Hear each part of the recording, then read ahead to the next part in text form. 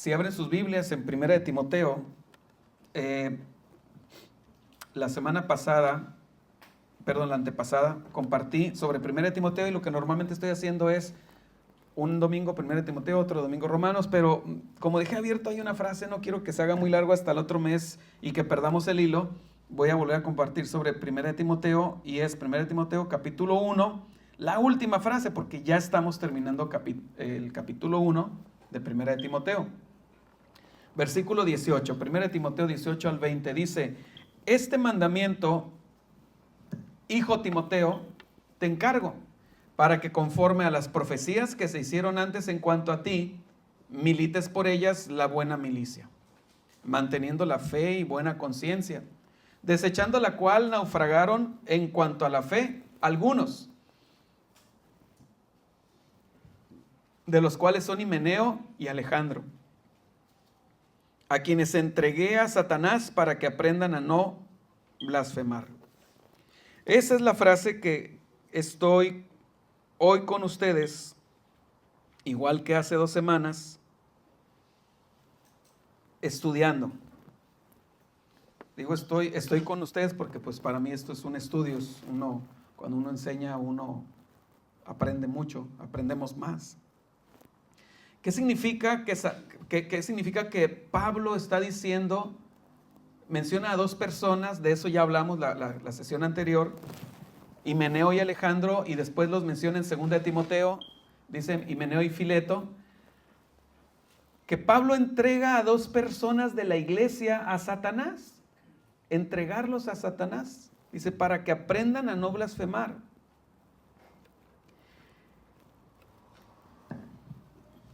En Efesios capítulo 5 el Señor dice, solo escúchenlo si gustan para poder avanzar rápido.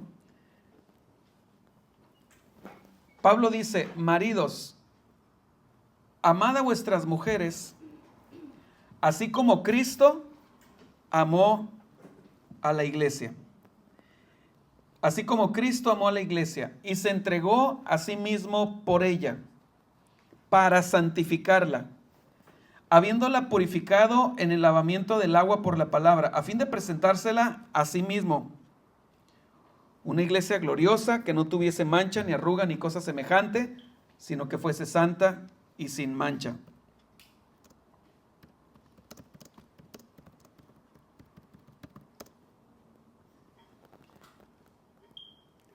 Pablo dice aquí en Efesios que Cristo se entregó por la iglesia.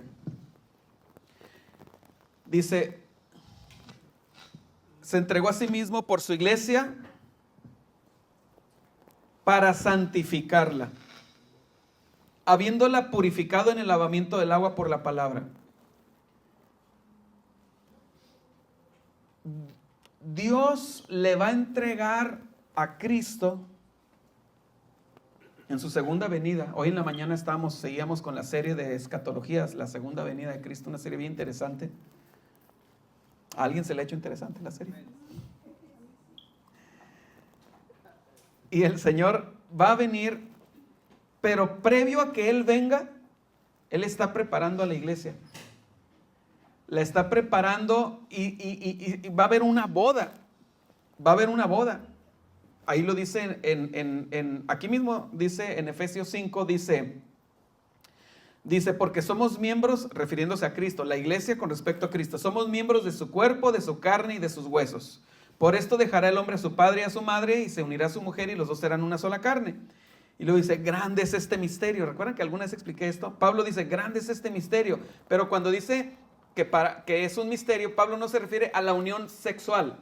Para Pablo no era un misterio cómo se llevaba a cabo la unión sexual, sino que Pablo inmediatamente aclara, dice, grande es este misterio, y luego rápido aclara, mas yo digo, como diciendo, no vayan a pensar que soy un beato, ¿verdad? No vayan a pensar que no sé nada de la sexualidad. No, cuando yo, Pablo, digo que es un misterio, no me refiero a la unión sexual entre el hombre y la mujer. Dice, mas yo digo esto respecto de Cristo y de la iglesia. Sabemos el qué, pero no sabemos el cómo. ¿A qué me refiero? Que un día la iglesia, que es la novia, va a ser la esposa. Se va a casar con Cristo cuando el Señor venga. Sabemos el qué. El qué es que se va a casar. El cómo, somos igual que Pablo. Es un misterio. No sabemos cómo se va a llevar esa unión, pero se va a llevar. Y con miras a que se va a llevar esa unión, Cristo está interesado en vestir a la novia. De hecho, ya nos ha vestido. ¿Con qué vistió Cristo a la novia? ¿Alguien sabe? Con vestiduras de justicia. Nos quitó nuestros trapos de inmundicia y nos dio sus vestiduras de justicia. Y es correcto lo que dice nuestra hermanita Janet, con lino fino. Estoy a punto de leerlo aquí en Apocalipsis. ¿Sí? Vestiduras de justicia. ¿Qué significa vestiduras de justicia? Significa que el ser humano, cualquier ser humano de toda la historia, si se quisiera presentar delante de Dios, cuando Adán y Eva pecaron, ellos, y luego Dios los llama, ellos van y se esconden. Y se darán cuenta que estaban desnudos. Y ahora no solamente estaban desnudos, estaban cubiertos de pecado. Por eso van y se esconden. Entonces, ¿qué hace el Señor? Mata unos animales, mata unos corderos y los viste. Salud. Un símbolo de lo que un día Dios iba a hacer con la humanidad, con los escogidos, los salvos. El ser humano no se puede presentar delante de Dios porque está desnudo y al mismo tiempo está vestido, pero vestido de pecado, de iniquidad, de maldad. Entonces el Señor lo que hace es quita, por la obra de Cristo, quita nuestras vestiduras putrefactas y nos lava con la palabra, dice la palabra de Dios, todo lo que estoy diciendo es la palabra de Dios, ustedes lo saben, nos lava con la palabra y además toma las vestiduras de Cristo. El ser humano se desnudó de su santidad cuando desobedeció. Me refiero al huerto del Edén. Y Dios nos vuelve a vestir con obediencia, con la obediencia de Cristo.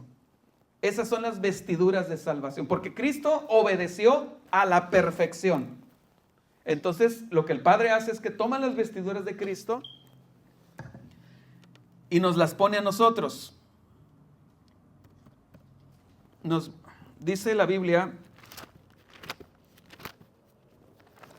en Isaías,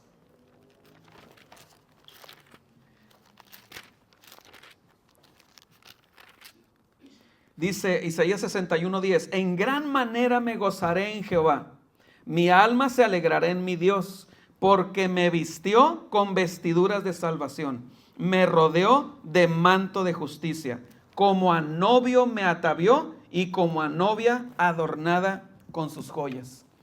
Dios nos ha vestido con justicia. ¿Cuándo uno es vestido con justicia? En el momento en que uno es salvo.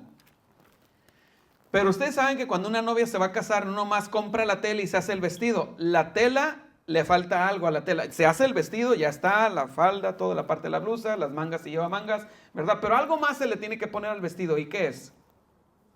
Los adornos. Los adornos. No sé, lentejuela o chaquira, no sé, tantas, bordados, todo eso, ¿verdad? Dice la Biblia en Apocalipsis 19 dice, gocémonos y alegrémonos y démosle gloria, porque han llegado las bodas del Cordero. Este es un pasaje apocalíptico, escatológico, de cuando ya Jesús va a regresar. Han llegado las bodas del Cordero. Y su esposa se ha preparado. Y a ella se le ha concedido. ¿Por qué se le ha concedido, hermanos? Porque la salvación es una concesión.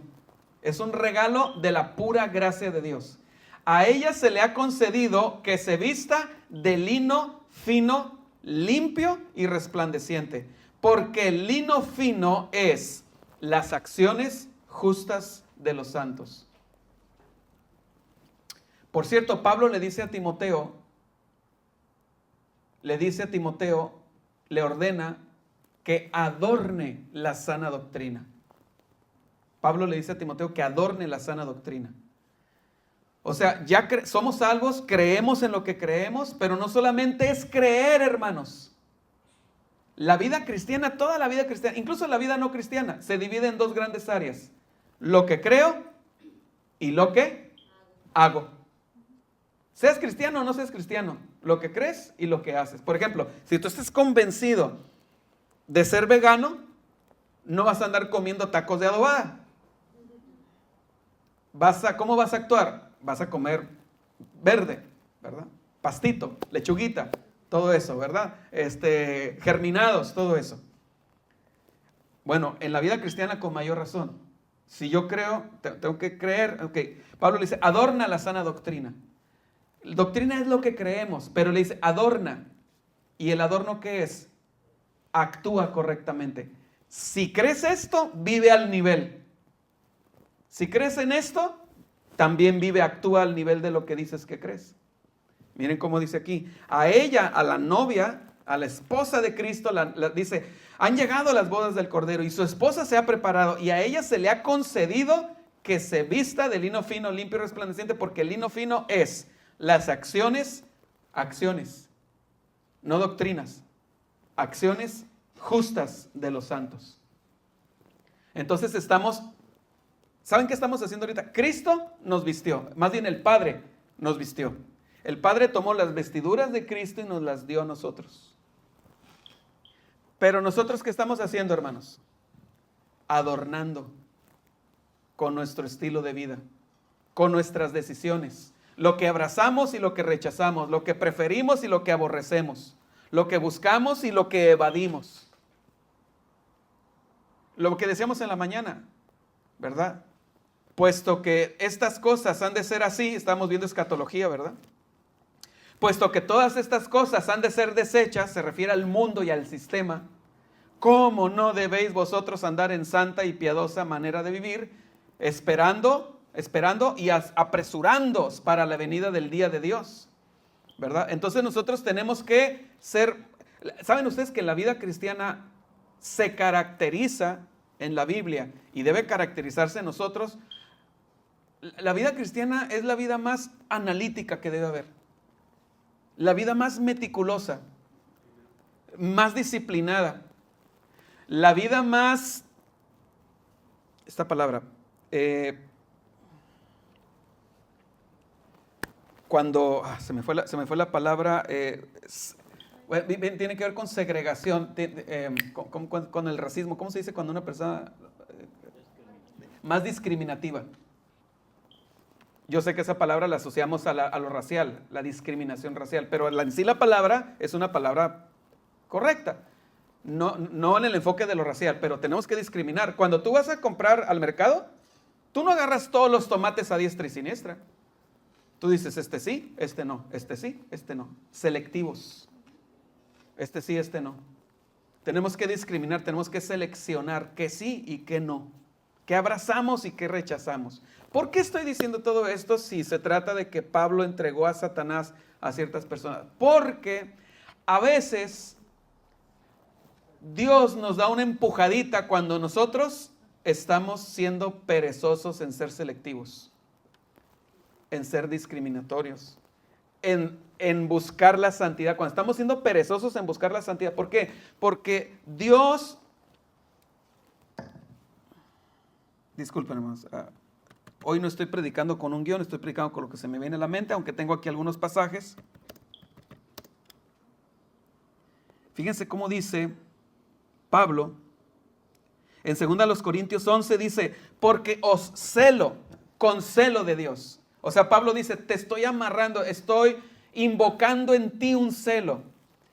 Fíjense, os celo con celo de Dios, pues os he desposado con un solo esposo, para presentaros como una virgen pura a Cristo. Una virgen pura a Cristo. O celo, te estoy amarrando con el celo de Dios. Estoy invocando que abraces este celo de Dios. ¿Saben por qué? Porque os he desposado con un solo esposo. En la cultura judía se casaban, pero pasaban un año antes de tener relaciones íntimas. ya eran esposos con todas las de la ley. Pero es interesante, ¿no? Todas esas similitudes, esos paralelismos. Porque ese año era para que el esposo fuera a construirle una casa a la esposa, ¿verdad? Y el Señor dice, voy pues a preparar un lugar para vosotros. Pero ya estamos casados con Cristo. Y entonces Pablo dice, os he desposado con un solo esposo para presentaros como una virgen pura a Cristo. La iglesia, una de las cosas que tenemos que comprender de cuál es la función de la iglesia, pues, son muchas, podríamos dar una serie sobre la iglesia, ¿verdad?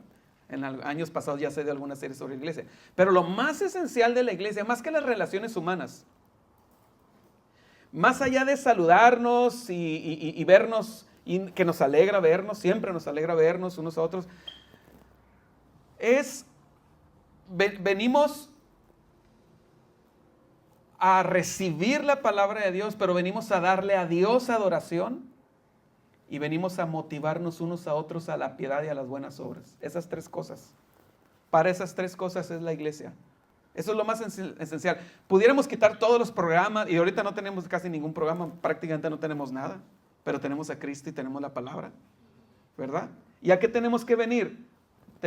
No vengas a ver qué recibes de los hermanos, ven a ver qué le das a Cristo en adoración. Y recibe lo que se da.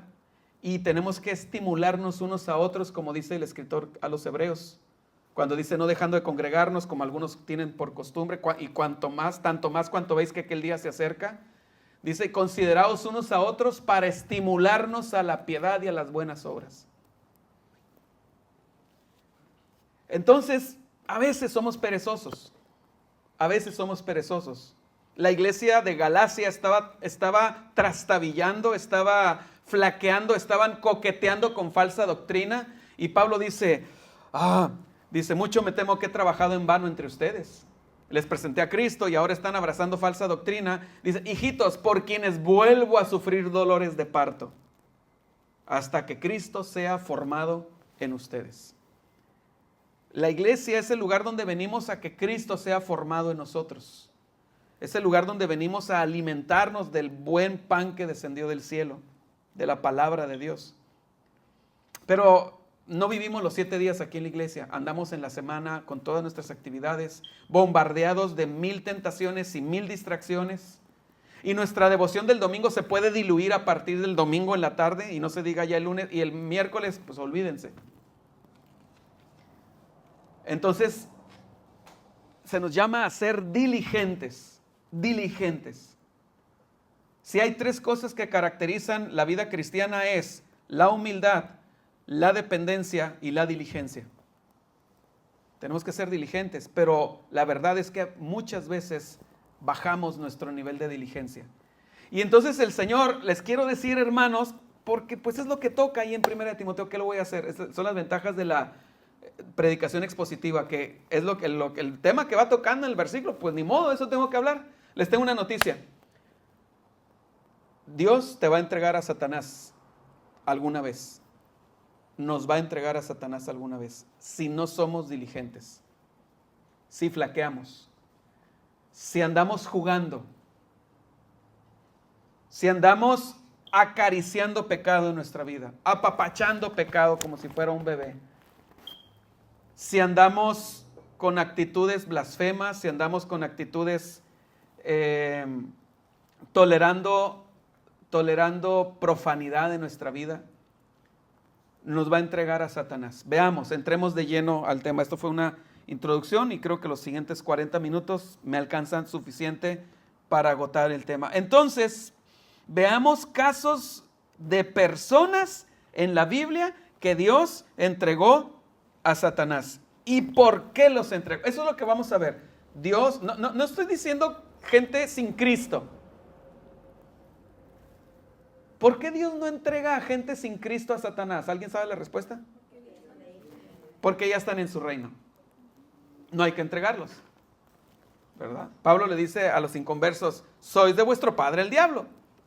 A quienes hay que entregar a Satanás es aquellos que no le pertenecen a Satanás, sino que están en Cristo, pero necesitan un tiempo de corrección. Job, si ustedes van conmigo a Job,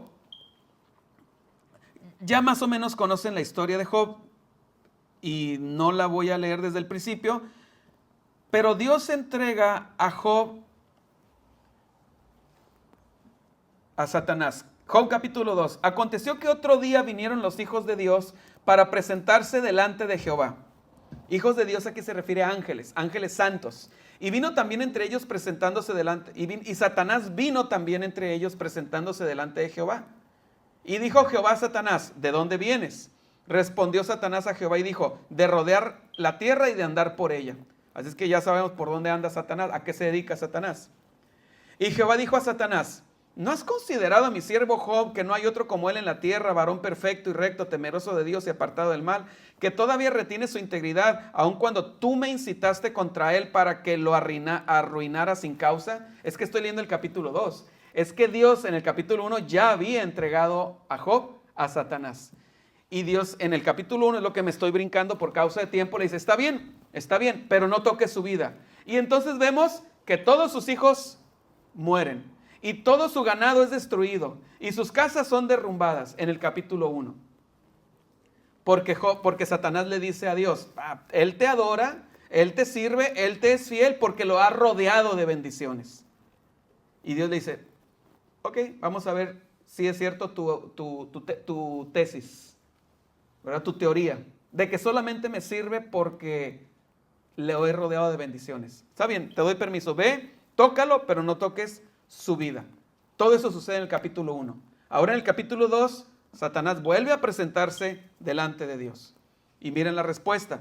Y le dice Dios, ¿no has considerado a mi siervo Job, que todavía retiene su integridad, aun cuando tú me incitaste contra él para que lo arruinara sin causa? Respondiendo Satanás dijo a Jehová, piel por piel, todo lo que el hombre tiene dará por su vida. Pero extiende ahora tu mano y toca su hueso y su carne y verás si no blasfema contra ti en tu misma presencia.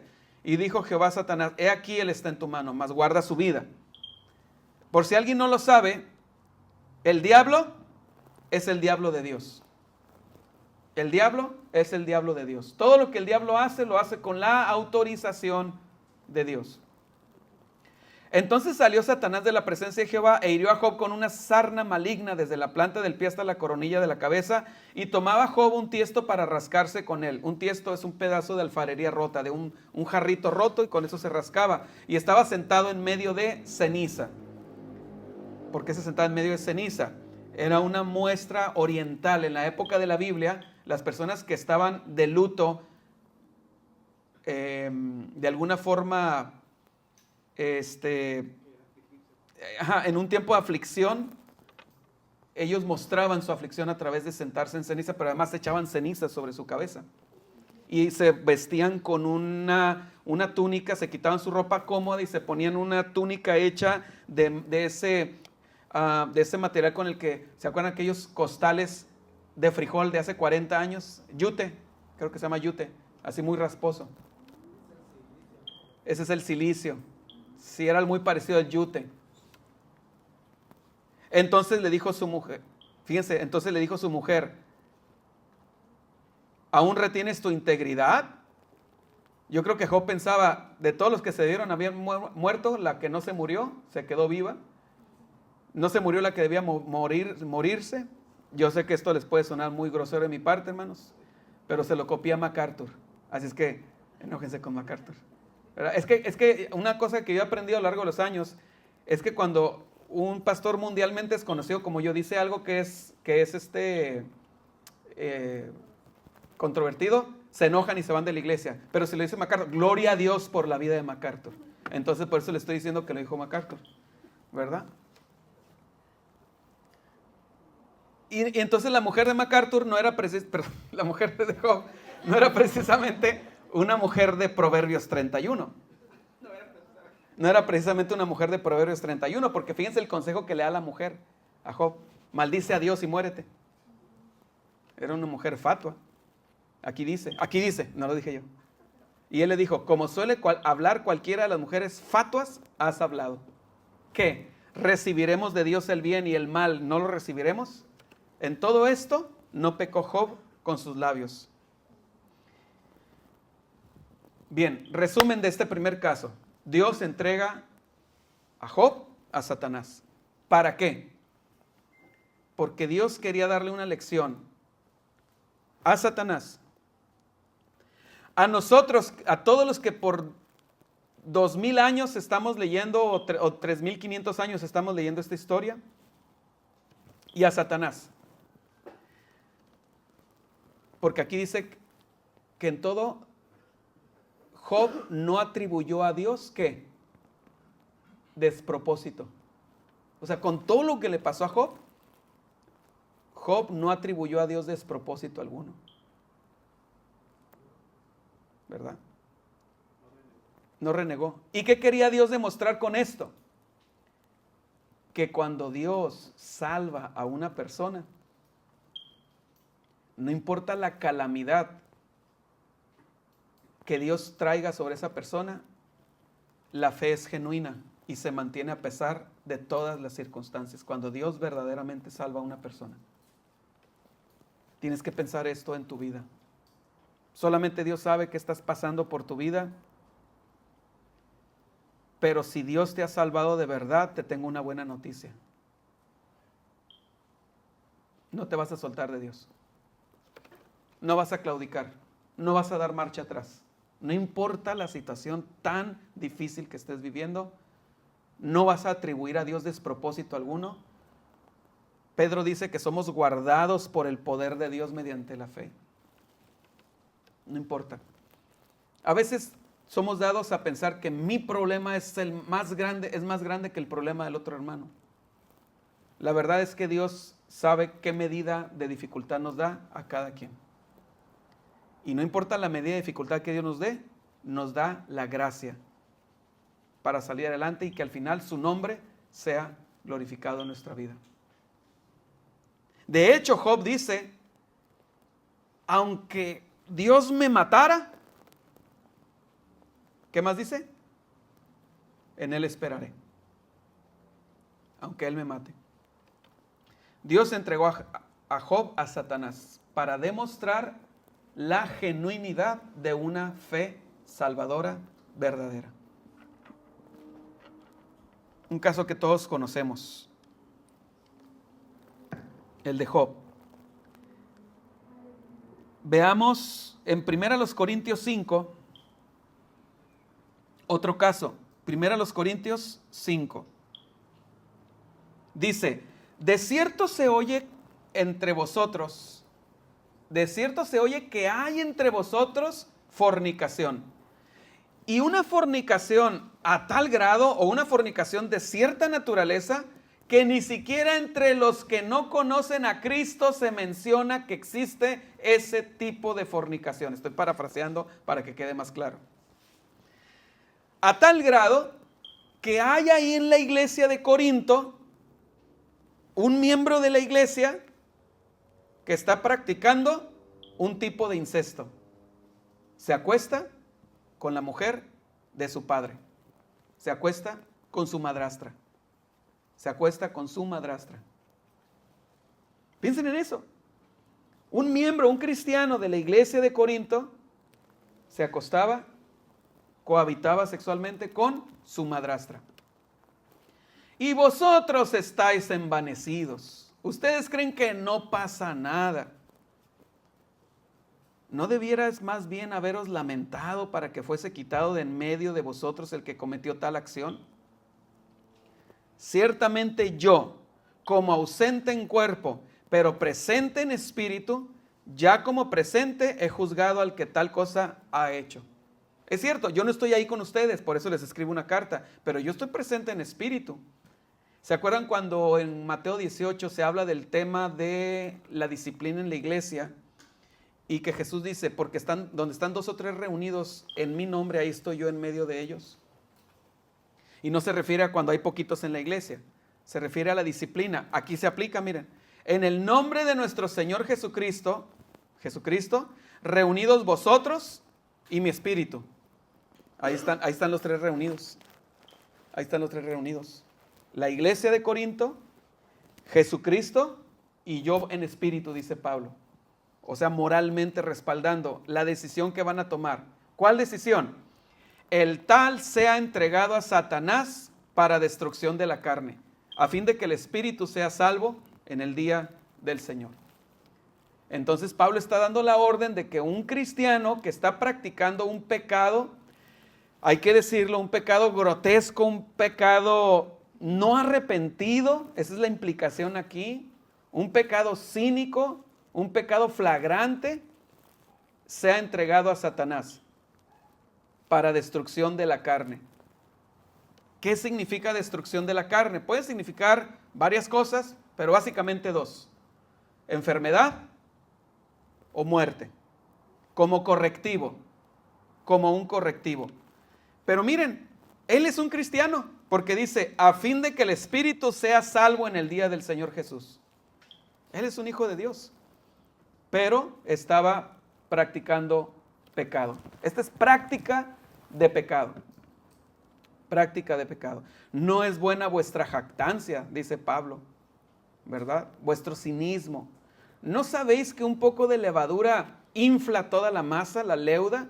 Limpiaos pues de la vieja levadura, o sea, de un estilo de vida pecaminoso, para que seáis nueva masa, sin levadura, como ya sois, dice el apóstol Pablo. En el versículo 9, os he escrito por carta que no os juntéis con los fornicarios. Estoy en 1 Corintios 5, 9. No absolutamente con los fornicarios de este mundo, o con los avaros, o con los ladrones, o con los idólatras, pues en tal caso os sería necesario salir del mundo. ¿Se fijan la aclaración? Pablo dice, no se junten con los de esta lista y cosas semejantes a estas, los que practican esto. Más bien os escribí que no os juntaseis con ninguno que, llamándose hermano, fuere fornicario o avaro o idólatra o maldiciente o borracho o ladrón. Y tomo prestado de Gálatas 5 la frase, y cosas semejantes a estas. Con el tal ni aun comáis. A ver, ¿cuál es el problema, hermanos? Cuando nosotros convivimos con una persona que dice que es cristiano y sabemos que está practicando pecado especialmente grotesco, dije practicando pecado, y que se le ha dicho y se le vuelve a decir y no hace caso. ¿Cuál es el problema de juntarnos con una persona y aparte decirle, Dios te bendiga, gloria a Dios por tu vida, ¿verdad? Ven, vamos a comer juntos? El problema es que se genera en esa persona un falso sentido de rectitud. Miren, se lo voy a poner en un ejemplo. Algunas iglesias acostumbran a hacer un tipo de evangelismo no bíblico. Mandan a un montón de jóvenes con unas cartulinas y se forman esos muchachos en un crucero aquí en el Paseo de los Héroes, ahí frente a las estatuas. Y en el semáforo pasan los muchachos y voltean las cartulinas y entre todas las 10 cartulinas o 15 forman una frase: Dios te bendiga, Dios te ama, Dios te quiere mucho. Frases así. Okay, pero resulta que en ese semáforo, en ese momento, por estadística, hermanos, al tanteo, pero le atinamos. Ahí hay 10 fornicarios, 3 que acaban de dejar a su esposa o a su esposo, ¿verdad? Estafadores, pornógrafos, adúlteros, etcétera. Y entonces le dicen, Dios te quiere mucho. Y dice, oye, pues eso está padre. Oye, vivo un estilo de vida como un perverso y Dios me quiere mucho. Pero la Biblia dice que Dios está airado contra el impío todos los días. Dice la palabra de Dios. Y de hecho ahí en Proverbios dice, ¿no? Creo que es Proverbios 3. 6 cosas aborrece Jehová y aún 7 abomina su alma. Y da la lista de personas que practican pecado. Las aborrece, dice. Entonces, por eso no debemos nosotros generar falsas expectativas de una vida recta en personas que no están viviendo una vida recta. ¿Sí? Porque dice Pablo, a ver, dice, porque después de que dice, no se junten con la gente que son así, así, así, así, así. Porque ¿qué razón tendría yo para juzgar a los que están afuera? ¿Con qué razón los juzgaría? ¿A qué se refiere Pablo? De que a veces somos muy buenos los cristianos para decir, oh, pecador, pecador, pecador, pecador, pecador, a la gente que no viene a la iglesia. Dice, ¿no juzgáis ustedes a los que están dentro? O sea, ¿por qué te pones a juzgar a los que están fuera y no atiendes a los que están dentro? No los pones en orden. Dice, a los de afuera, Dios los va a juzgar, dice Pablo aquí, versículo 13. Pero ustedes juzguen a los de adentro. Dice, quitad pues a ese perverso de entre vosotros. Se me viene a la mente un pasaje, les digo que no traigo guión. Este pasaje, que dice, no se está poniendo ahí, ¿verdad? Yo lo voy a leer aquí. Cuando Juan, sí, es Primera de Juan.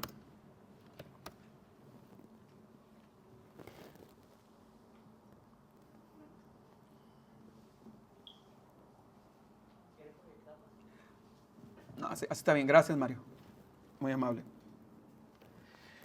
Dice Juan en Primera de Juan, fíjense, el apóstol del amor. Juan es así se le llama, el apóstol del amor. Es Primera de Juan 5, versículo 15. El apóstol del amor, fíjense lo que dice, el apóstol del amor. Y si sabemos que Él nos oye en cualquiera cosa que pidamos, sabemos que tenemos las peticiones que le hayamos hecho. ¿Por qué subraya tanto que Juan es el apóstol del amor? Porque tenemos el concepto de amor errado. Pensamos que amor es solapar, que amor es... la mayoría de la gente piensa que Dios solo es amor y no se les ocurre pensar que Dios es santo y que como es santo los pecadores no entran en su presencia y que Dios es juicio y es ira y también es misericordioso y paciente. Fíjense lo que dice el apóstol del amor. Si alguno viere a su hermano cometer pecado que no sea de muerte, pedirá. Fíjense, alguno viere a su hermano. ¿De quién está hablando? Cristianos con cristianos, ¿verdad? Pecado que no sea de muerte, pedirá y Dios le dará vida. ¿A qué se refiere? En una situación en la que un cristiano ve a otro cristiano que está enfermo y que está cometiendo pecado que no sea de muerte. Y entonces uno dice, Dios mío, ayuda a mi hermano a que se corrija. Pedirá y Dios le dará vida. La implicación es que hay pecados por los cuales Dios mata a sus hijos. No es el único versículo que lo dice. Si ustedes recuerdan la historia de Ananías y Zafira, ahí tenemos otro caso. Que fueron y flagrantemente mintieron al Espíritu Santo. Pedirá y Dios le dará vida. Dice, esto aplica para los que cometen pecado que no sea de muerte.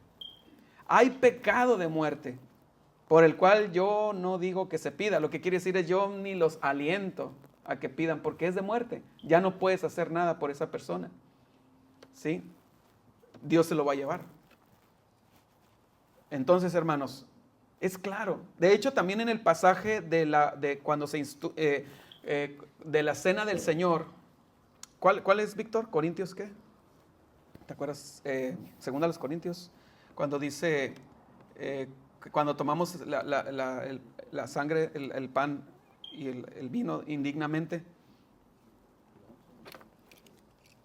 cuando tomamos indignamente, ¿primero a los Corintios 11? No, va a ser segundo a los Corintios.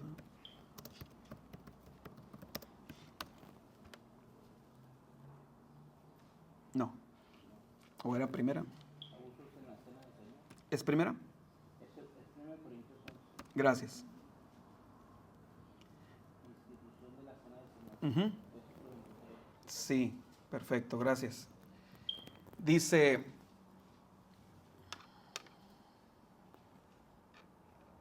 versículo 27, de manera que cualquiera que comiera este pan o bebiera esta copa del Señor indignamente, será culpado del cuerpo y de la sangre del Señor. Por tanto, pruébese cada uno a sí mismo y coma así del pan, así una vez que te has probado, y beba de la copa. Porque el que come y bebe indignamente sin discernir el cuerpo del Señor, juicio come y bebe para sí. De hecho, la palabra griega para juicio aquí es sentencia. Sentencia come y bebe para sí. Por lo cual, Pues porque algunos ya han tomado una sentencia, ya se aplicaron la sentencia al tomar indignamente la cena del Señor. Dice, por lo cual hay muchos enfermos y debilitados entre vosotros y muchos duermen. Hermanos, es claro en la Biblia esta doctrina, que Dios trae disciplina a sus hijos, que puede ir desde enfermedad hasta muerte. A eso se refiere cuando Pablo dice en 1 Corintios 5, el tal sea entregado a Satanás para destrucción de la carne, a fin de que el espíritu sea salvo para el día del Señor. Avanzamos, porque nomás me quedan 20 minutos. Llevamos 2 casos. El primero que vimos fue el de Job. Vimos ahora el de este hombre en la iglesia de Corinto, ¿verdad? Y me faltó un detalle. ¿Para qué se trajo, para qué se le entregó a Satanás, a esta persona? Para que, es complicado como lo voy a decir, porque tendría que hacer una serie de declaraciones, pero para que retuviera su salvación, para que se afirmara su salvación. Porque cuando una persona está practicando pecado y no se arrepiente, lo único que esa persona está demostrando es que no es salvo. Pero se trae juicios sobre las personas para que se evidencie que son salvos una vez que se han arrepentido. Para que se enmiende definitivamente. ¿Verdad? Gracias, hermano. Veamos ahora otra persona entregada a Satanás, el mismo Pablo, segunda a los Corintios,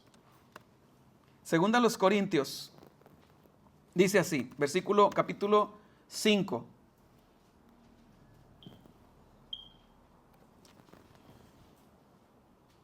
Perdón, capítulo 12. Segunda a los Corintios, capítulo 12. Dice Pablo. Después me voy a brincar 5 o 6 versículos, solamente para decirles que estos versículos que me voy a brincar es Pablo narrando la grandeza, el calibre del ministerio y las revelaciones que Dios le dio a tal grado que Dios lo llevó hasta el tercer cielo varias veces. Era un superdotado Pablo, hablaba griego, hebreo, arameo, latín y más idiomas. Porque Pablo dice, yo hablo lenguas más que todos ustedes. Claro, Pablo tenía que hablar muchos idiomas de forma sobrenatural. Esto era un milagro, esto era un don. ¿Por qué? Pues porque Pablo era apóstol a los gentiles. Tenía que saber, Dios le daba el poder de hablar sobrenaturalmente diferentes idiomas a donde él iba. Pero además Dios lo llevó hasta el tercer cielo varias veces. Y además las credenciales que él mismo menciona en Filipenses capítulo 3, ¿verdad? Circuncidado al 8º día, del linaje de Israel, de la tribu de Benjamín, hebreo de hebreos, en cuanto a la ley fariseo, etc. Era un superdotado y hablaba 4 idiomas. Y entonces Pablo dice en el versículo 7, y para que la grandeza de las revelaciones no me exaltase desmedidamente, me fue dado un aguijón en mi carne, un mensajero de Satanás que me abofetee. O sea, que lo humille, que me abofetee. ¿Verdad? Aquí en México hace años, ya no, pero hace años, ¿verdad? Era muy común que las instituciones policiales, ¿verdad? Ya no sucede. Agarraban a una persona y lo torturaban y lo sentaban en una silla y lo abofeteaban, ¿verdad? Para que confesara lo que no hizo. ¿Verdad? Entonces lo estaban humillando. Ya no sucede eso. Entonces Pablo dice, para que me abofetee. Para que no me enaltezca sobremanera. Dios quería tener a este superdotado. ¿Cómo lo quería tener Dios, hermanos? Humilde.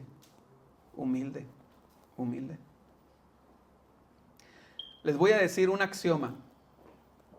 Un axioma es una verdad que se demuestra por sí misma, o tal vez la podría hacer como silogismo.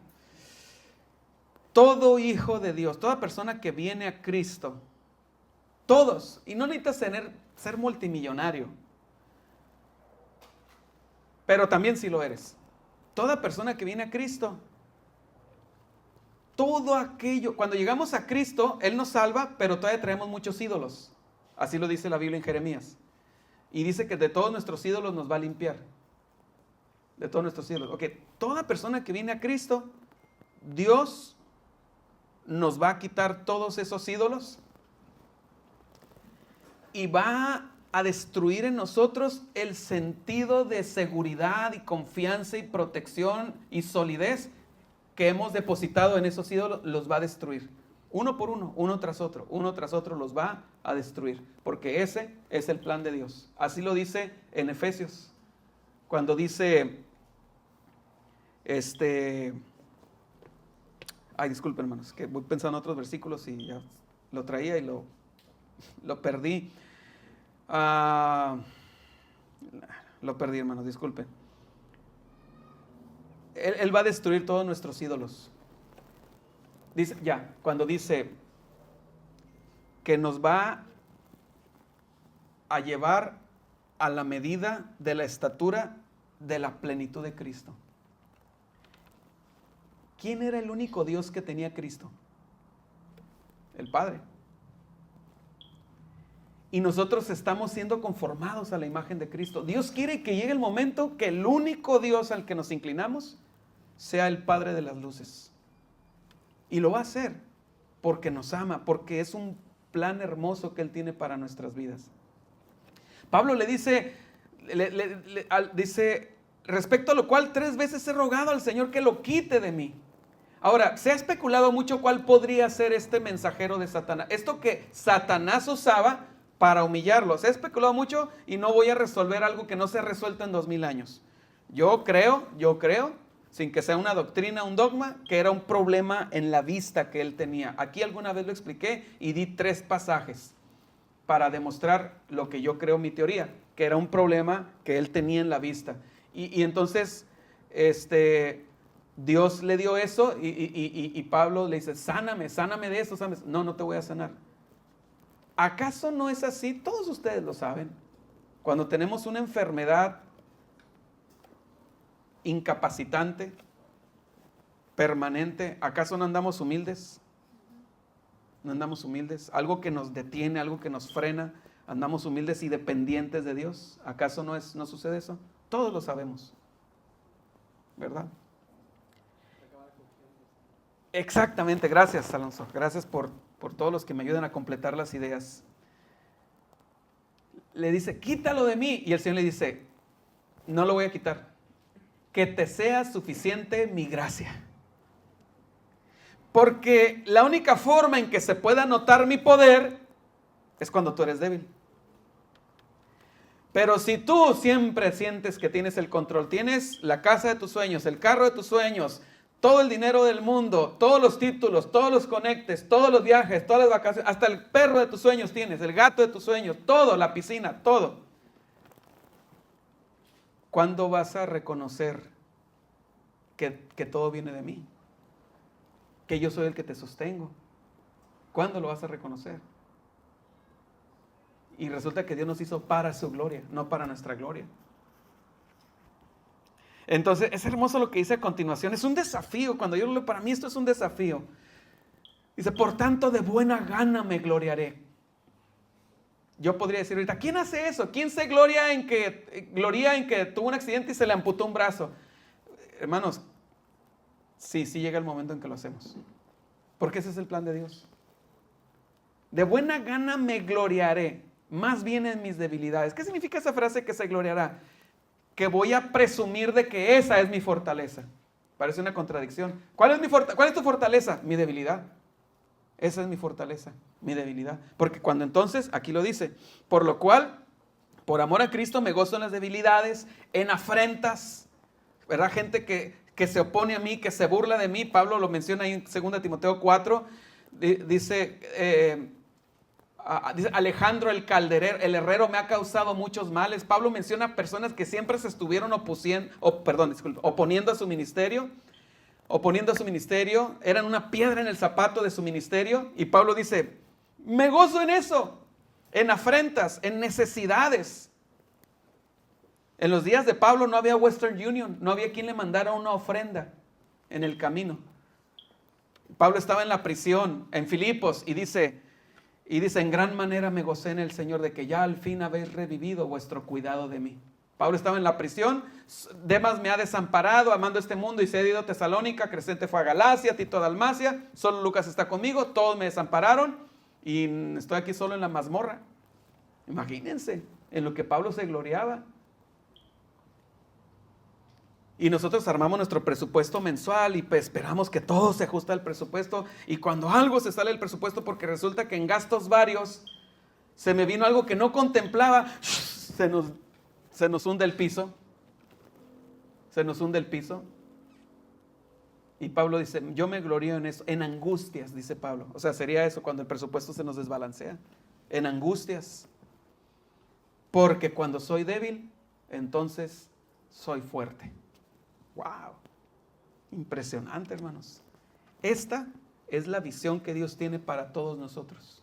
A esto nos quiere llevar el Señor. Pero el tiempo es un tirano implacable.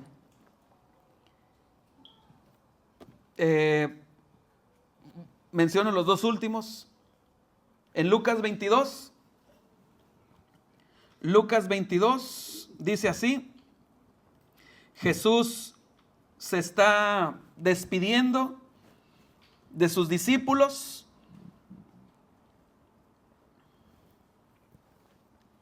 ¿Se acuerdan que Pedro siempre le decía al Señor, Señor, yo contigo hasta la muerte? Hasta la muerte, Señor. Lucas 22, ¿les dije? Lucas 22, 31. Pedro tenía mucha confianza en sí mismo. Mucha confianza en sí mismo. Esa es una de las cosas que Dios quiere destruir en nosotros. Hoy se habla mucho ¿verdad? En los medios de comunicación, las escuelas, las universidades, cursos de psicología, de una gran autoestima, una gran confianza en ti mismo, ¿verdad? Y no es que seamos masoquistas, pero la Biblia dice que tenemos que confiar en el Señor. Y que ninguno de nosotros debe tener un más alto concepto de sí mismo que el que no debería tener, sino que cada uno de nosotros debemos de pensar con cordura. ¿Qué es lo contrario de cordura? Locura.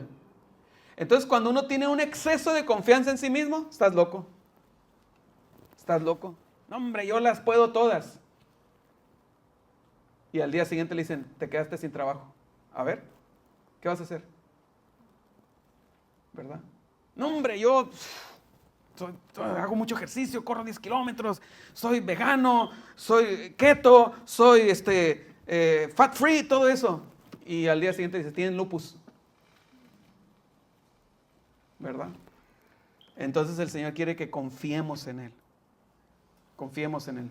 Y entonces Pedro tenía mucha confianza en sí mismo. Dijo también el Señor, Simón,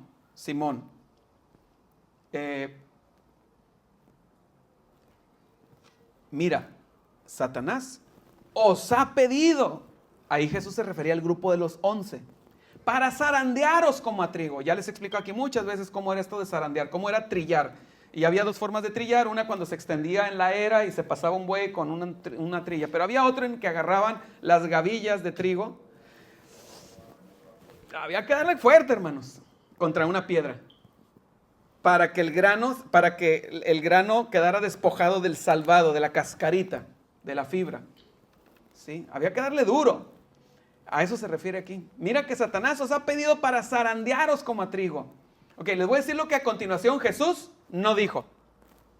A continuación Jesús no dijo, ¿y qué crees? Mi Padre se los negó. No dijo eso. Perdón, este es el lado. No, Jesús no dijo eso. Jesús dijo, mi Padre, no lo dijo, pero lo afirma con su silencio. Sí, mi Padre se los ha concedido. Todos ustedes, mi Padre se los ha concedido a Satanás. Y de una forma muy especial, Pedro, tú que eres tan intrépido, tan impulsivo, yo he rogado por ti para que tu fe no falte. En otras palabras, le está diciendo, prepárate porque estás a punto de ser entregado a Satanás porque el Señor va a hacer algo contigo. Y lo dice a continuación.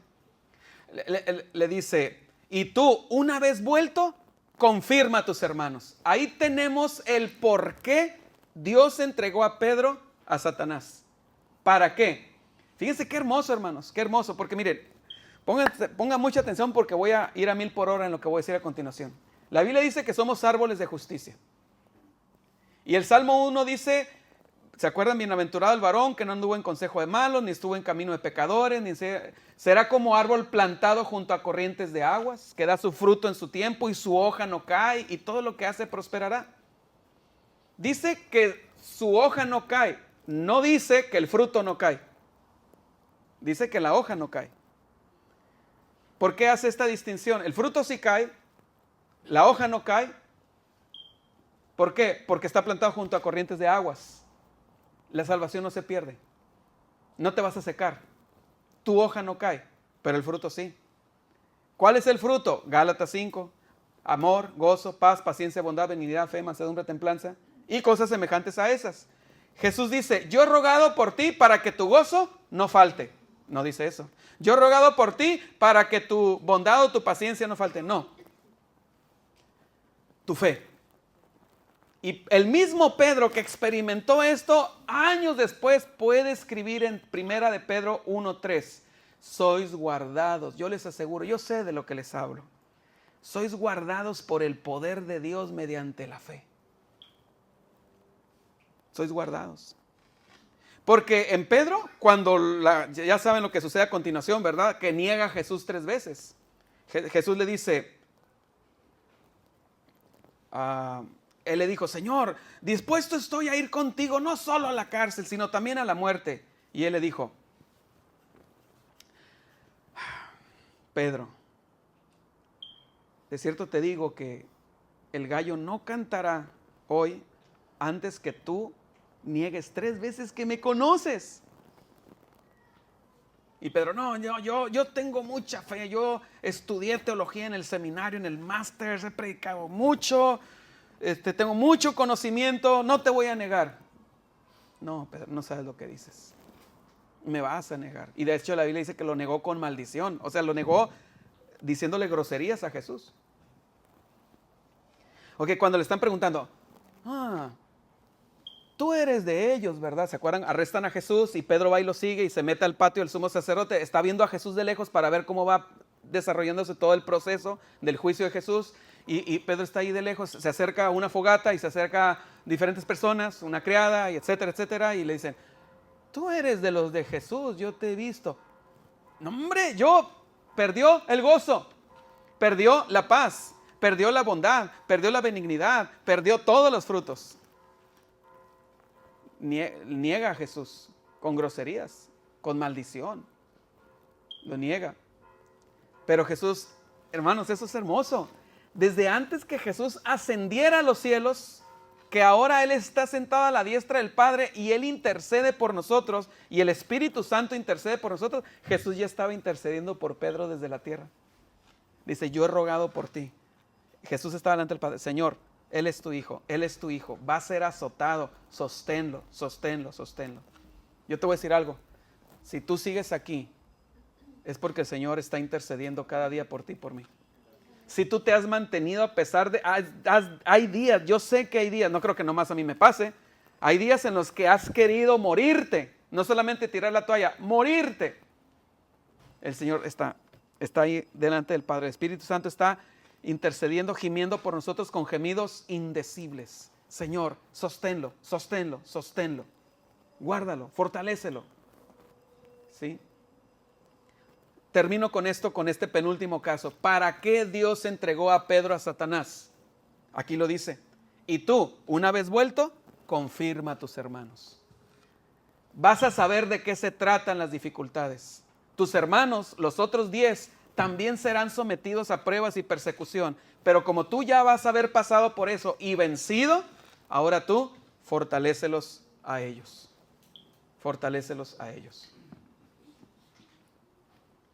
Y luego viene todo ese pasaje que todos conocemos en Juan, cuando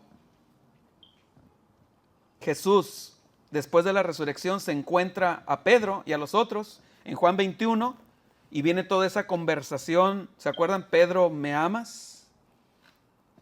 ¿Verdad? Ya no alcanza el tiempo para hablar de eso. ¿No se escucha? Agarra el otro. Perdón.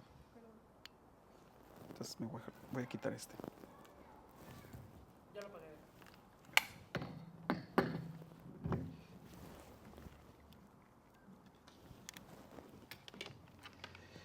Pero terminamos con esto. Mateo 4. Acompáñenme por favor a Mateo 4.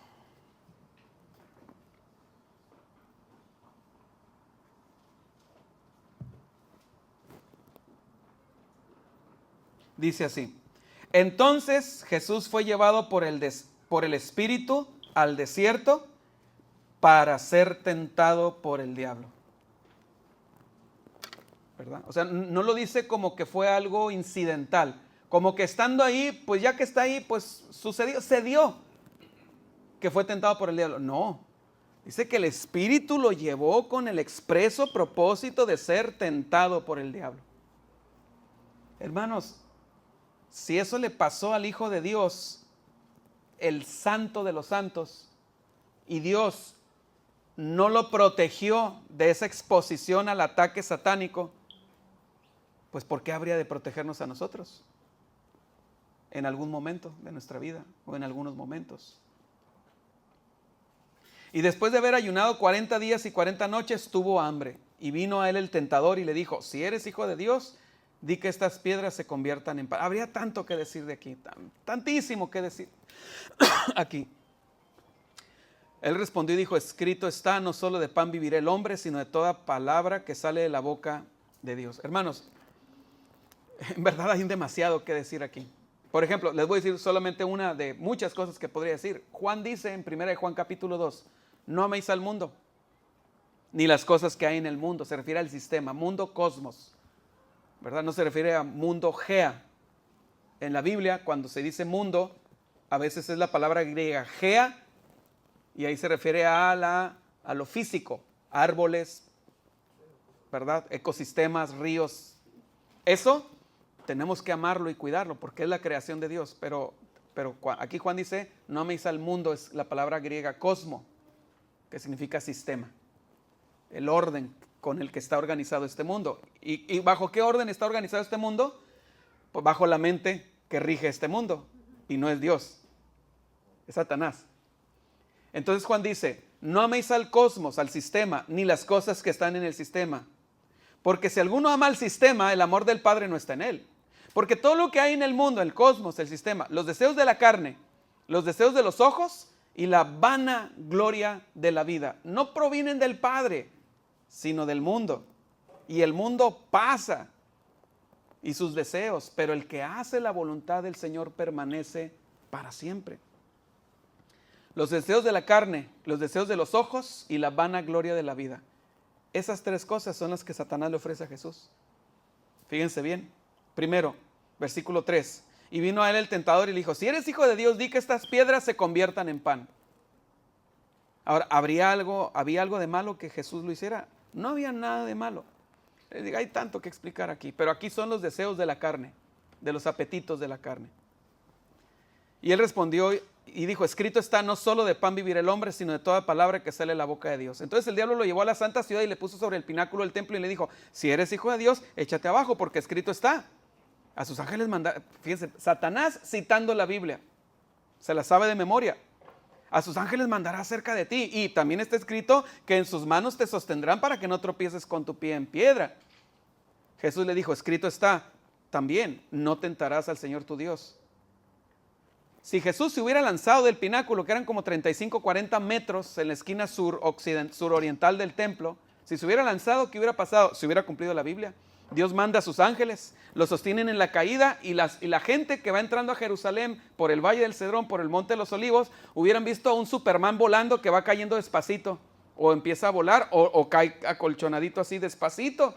¿Pero cómo? Si se aventó de 40 metros de alto, y la gente lo iba a seguir y a aclamar, como en Juan 6, después de que les da de comer a las multitudes, dice que vinieron por él para apoderarse de él y hacerlo rey, por aquel despliegue de espectacularidad. ¿Cuál? Pues nomás, con 5 panes y 2 peces, alimentó como a 40,000 personas. Cada vez que metía la mano a la canasta, creaba. Y la gente dijo, no, pues este es el que O sea, el que nos va a dar siempre gratis de comer. Esto es lo que hacen los políticos, ¿no? Mantienen a las personas para ganarse el favor de las personas a través de programas que hacen a la gente depender del líder. Todos quieren un líder así. Dice que vinieron por él para apoderarse de él y hacerlo rey. Y entonces el primero fue, ¿verdad?, lo del pan, los deseos de la carne, ¿verdad? Este segundo, que si se hubiera lanzado, era la vanagloria de la vida. La gloria que le iban a dar, pero era vana porque lo iban a exaltar como rey, pero la gente, no el Padre. Y por último, otra vez lo llevó el diablo a un monte muy alto y le mostró todos los reinos del mundo y la gloria de ellos, todos los reinos del mundo y la gloria de ellos. Y le dijo, todo esto te daré, si postrado me adorares. Si postrado me adorares. En Lucas le agrega esta frase, Lucas le agrega esta frase que dijo Satanás: todo esto te daré y la gloria de ellos porque a mí ha sido dado. La gloria de ellos porque a mí ha sido dado. Y yo se lo daré a quien yo quiera. Quiero resaltar una cosa. Quiero resaltar que Satanás estaba diciendo la verdad. Jesús guardó silencio. Jesús no lo corrigió. Jesús no le dijo, mientes. Estos reinos no son tuyos. Es que sí, la Biblia dice, Juan dice en 1 Juan 4, el mundo entero está bajo el maligno. Él es el Dios de este siglo y el príncipe de este mundo. Los reinos han sido dados para él. Pero entonces Jesús le dice, ¿qué le estaba ofreciendo aquí? Los deseos de los ojos. Porque dice que le mostró la gloria de los reinos. ¡Wow! Yo quiero ese poder. Yo quiero ser gobernante, presidente, senador, diputado, porque bueno, claro, en la publicidad yo voy a poner que tómeme foto besando a un bebé, ¿verdad? Me interesa el pueblo, ¿verdad? Pero en el fondo lo que yo quiero es el poder, ¿sí? ¿No lo vimos eso en la mañana? ¿Cómo Dios ve los gobiernos de este mundo? ¿Cómo los ve? Como bestias, como bestias, ¿sí? Pero el Señor sabía que un día Él iba a recibir los reinos, pero no de la mano de Satanás, de la mano del Padre, ¿sí?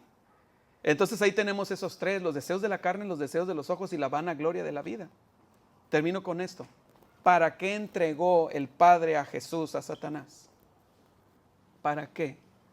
Bueno, se me ocurren varias cosas. Una de ellas es para enseñarnos la gran verdad. Porque la Biblia dice, Juan dice en el Evangelio de Juan capítulo 1, por ahí del versículo 15, que de su plenitud tomamos todos.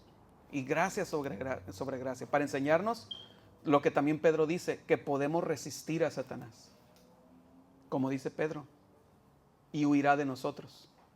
Porque dice, el diablo entonces le dejó. Y aquí vinieron ángeles y le servían. Dios entregó a su Hijo, a Satanás, entre muchos motivos, creo yo, para enseñarnos que podemos resistir a Satanás. ¿Sí? Otra de las cosas por las cuales Dios entregó a su Hijo es para enseñarnos las prioridades en la vida cristiana. No son los deseos de los ojos, no son los deseos de la carne, no es la vanagloria de la vida. Para enseñarnos a quién se debe adorar solamente a quién se debe honrar y servir. Amados hermanos, hemos terminado por hoy. Tenía ahí el pasaje del encuentro de Jesús con Pedro después de la resurrección para ver el fruto que había producido en Pedro, el haber sido entregado a Satanás, pero ya es tarde. De cualquier forma, en otras ocasiones ya lo he mencionado. ¿Qué aprendemos de esto, hermanos? Déjenme ayudarles a recapitular. Aprendemos, les recuerdo que somos la esposa del Cordero. Y es nuestra obligación, es nuestra responsabilidad que nosotros adornemos la doctrina de Cristo. Que seamos diligentes, que nos esforcemos. Analicémonos, hermanos, cómo está nuestra vida, qué cosas estamos ahí nosotros tolerando, en qué áreas hemos bajado la guardia, en qué áreas nos hemos enfriado. ¿Saben? Una de las cosas que hacemos con bastante frecuencia los hijos de Dios es racionalizar el pecado. Racionalizamos el pecado. Racionalizar el pecado significa esta práctica pecaminosa, en lugar de reconocer que es pecado, le doy una explicación racional. ¿Me explico, hermanos? En lugar de reconocer, sí, es pecado. Digo, no, lo que pasa es que esto, lo que pasa es que aquello. No voy porque no puedo, por esto, por lo otro. No hago esto porque lo que sea, el presidente, me cayó un satélite del cielo, me impidió hacer esto, aquello. Damos cualquier explicación. No, hermanos, tengamos mucho cuidado. Tengamos mucho cuidado porque el Señor está comprometido a santificar su iglesia. Él lo va a hacer. Él lo va a hacer. No sea que lo haga en una situación en la que nos tenga que entregar a Satanás temporalmente. La Biblia dice que temamos. La Biblia dice que es terrible cosa caer en manos del Dios vivo. Amén, hermanos. Bien. Hermanos, es en serio, que no llegues a tu casa y que esto se fue, se olvidó. Si hay una cosa que, de todo lo que dije, una frase, reténla, es Dios es Dios santo. Y la Biblia dice, no recuerdo en qué salmo, dice, la santidad conviene a tu casa. La santidad conviene a tu casa. Amén, hermanos. Bien, vamos a orar. Precioso Rey, precioso Señor. Señor, te necesitamos. Yo te necesito cada día, Señor. Cada día en mis decisiones, en casa, con mi esposa, con mis hijos, con mis hermanos aquí presentes. En mis decisiones financieras, yo te necesito, Señor. En mis decisiones de tiempo, de inversión de tiempo, de proyectos. Yo te necesito, Señor. Dirígeme, guíame. Ayúdame, Señor, a ser selectivo, a priorizar lo mejor, como dice tu palabra. Quiero agradarte, Señor. Yo quiero agradarte. Queremos agradarte. Queremos agradarte. Oremos, hermanos, cada quien a título propio. Por eso me estás escuchando que hablo por mí, porque sería muy fácil para mí decir queremos, queremos, queremos, y me escondo entre la multitud y a lo mejor no es cierto. Pero ahorita tú preséntate delante de Dios en oración. ¿Qué tanto lo quieres? ¿Qué tanto lo deseas? Habla en primera persona, habla por ti, yo hablo por mí. Yo te necesito, Señor. Tú sabes cuánto lucho contra el pecado, cuánto estoy combatiendo, Señor, cuánto tengo esperanza, Señor, por renunciar a cosas con el fin de agradarte. Como dice tu palabra, también el que lucha como atleta no es coronado, sino lucha legítimamente. O cuando Pablo dice que el que lucha de todo se abstiene, que los que luchan en la tierra, en el mundo físico, se abstienen para ganar una corona corruptible, una guirnalda de olivo, pero nosotros para ganar una corona incorruptible. Yo quiero un día, Señor, como dice Pablo, estar delante de ti aprobado como obrero que no tiene de qué avergonzarse. Ayúdame, Señor, ayúdame. Trae orden, trae gozo, cada día más gozo, más paz y más orden a mis pensamientos, Señor. Gracias, Padre.